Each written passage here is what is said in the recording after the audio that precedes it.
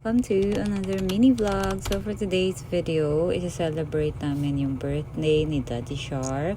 So pumunta muna kami ni Zai sa Mary Grace to buy a small cake for him. Yan, ang cute ng aesthetic talaga ng Mary Grace. So ayan, nakuha na namin ang aming cake. So dito kami kakain sa fireplace kasi kanina may nag-alok and the menu looks yummy. And ganito yung itsura niya sa labas. Sa loob, hindi masyadong marami yung makakapag-dine in pero pwede naman kayo sa labas kumain din.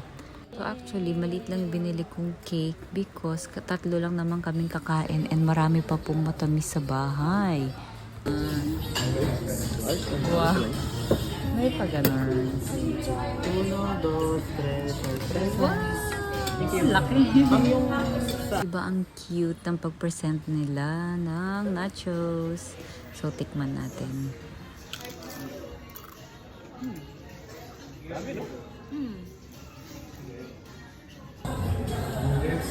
Wait lang, kaya tikman natin.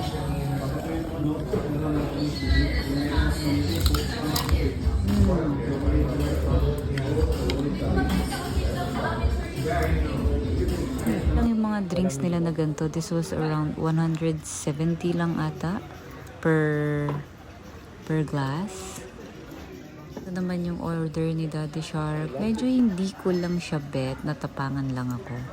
So ito yung order ni Daddy Shark. Around 388 something lang yung mga yan per plate. Ito yung sa akin. And tara, kain na tayo. Yung order ni Zai. Hindi ko na siya tinikman. Pero ayun, buti na papalitan namin ng white rice. And then ayun, meron silang pa-birthday song para kay Daddy Shark. And sinindihan na nila. Happy birthday, Daddy! Blow it, Daddy.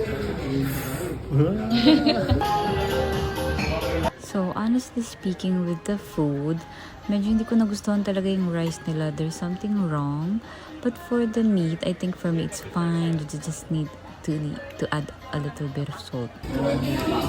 And the perks of having a birthday, may pa-free cheesecake. And then, ayan na yung aftermath ng aming pagkain. So, ayun lang. After that, umuwi na kami kasi it's so late and may pasok pa for tomorrow.